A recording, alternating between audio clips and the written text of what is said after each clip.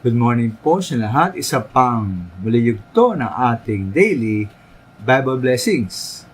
Pamagat ng ating araling umaga ay nagbabago ang ating buhay. Nagbabago ang ating buhay. Nung mapunungkulan po na ating dating Pangulong Duterte, isa pong taong ubod ng tapang at matigas magsalita ay si Senador Ronald De La Rosa, di po ba?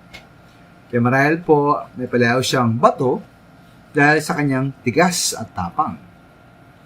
Nabasa ko po sa balita noong May 12, taong ito, na mayroon na palang arrest warrant na na-issue ang International Criminal Court, ICC, laban po sa senador.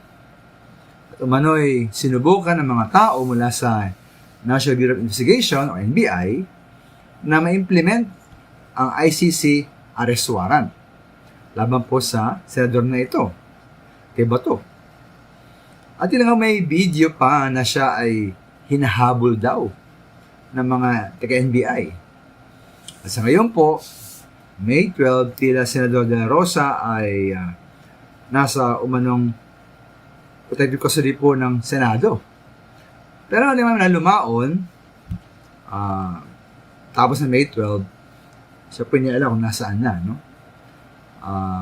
Alam kung nasaan si Senator Bato. Ngayon po, hindi tayo nakatiyak po totoo na ating magiging bukas.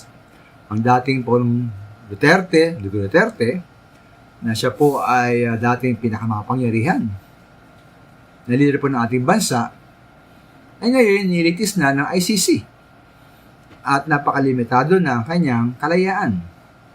Doon po Senador De La Rosa naman, si Senator Bato, na dating matigas at matapang, ay tila nagtatago na mula sa proseso ng ICC. Ito kami naman tanging Diyos at hindi ang tao ang may hawak na ating buhay. Ay nga po sa mga awit 75-7, hindi na silangan, hindi sa kanluran, hindi po sa timog o sa hilaga man, magmumula, hatol na inaasahan. Tanging Diyos lamang ang siyang hatol sa mga pahamak o sa magtatagumpay. Kaya po sa sandali mga minamahal din, totoo, maaring magbago ang ating katayuan sa buhay. Ay nga sa unang Pedro 1:24, ang lahat ng tao ay tulad ng damo, gaya ng bulaklak nito ang lahat niyang kariktan. Ang damo ay naalanta at kumukupas naman ang bulaklak. Ang tila mataas ay may baba rin.